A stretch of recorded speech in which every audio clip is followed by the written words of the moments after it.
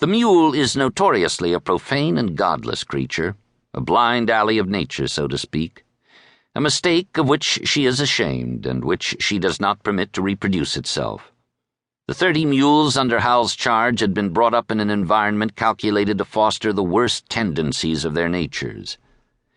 He soon made the discovery that the colic of his predecessor had been caused by a mule's hind foot in the stomach, and he realized that he must not let his mind wander for an instant if he were to avoid this dangerous disease.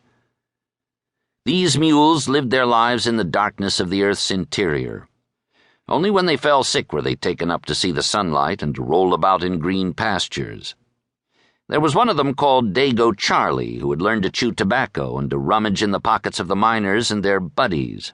Not knowing how to spit out the juice, he would make himself ill, and then he would swear off from indulgence. But the drivers and the pit boys knew his failing and would tempt Dago Charlie until he fell from grace. Hal soon discovered this moral tragedy and carried the pain of it in his soul as he went about his all-day drudgery. He went down the shaft with the first cage, which was very early in the morning.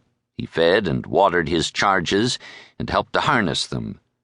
Then, when the last 4 hoofs had clattered away, he cleaned out the stalls and mended harness and obeyed the orders of any person older than himself who happened to be about. Next to the mules, his torment was the trapper boys and other youngsters with whom he came into contact. He was a newcomer, and so they hazed him. Moreover, he had an inferior job. There seemed to their minds to be something humiliating and comic about the task of tending mules. These urchins came from a score of nations of southern Europe and Asia.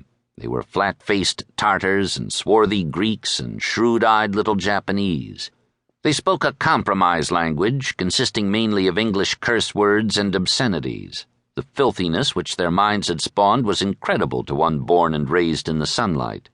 They alleged obscenities of their mothers and their grandmothers, also of the Virgin Mary, the one mythological character they had heard of. Poor little creatures of the dark, their souls grimed and smutted even more quickly and irrevocably than their faces.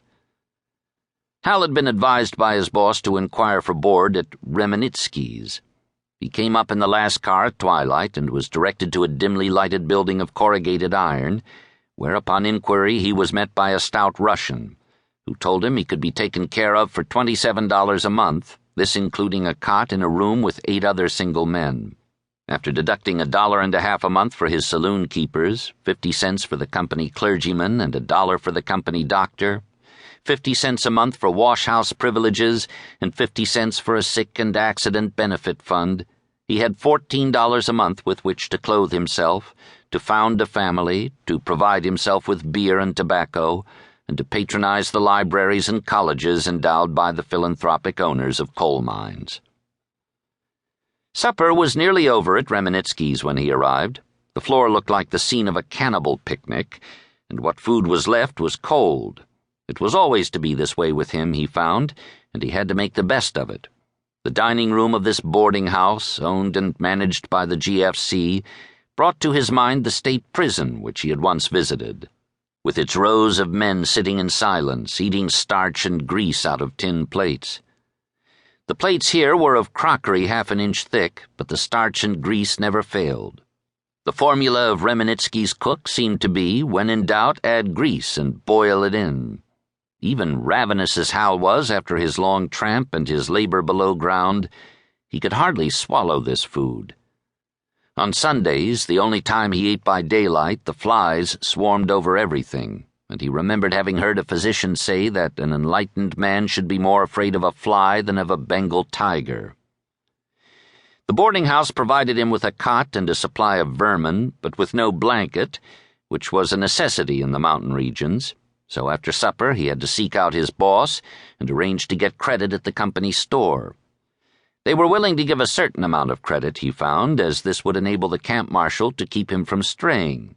There was no law to hold a man for debt, but Hal knew by this time how much a camp marshal cared for law.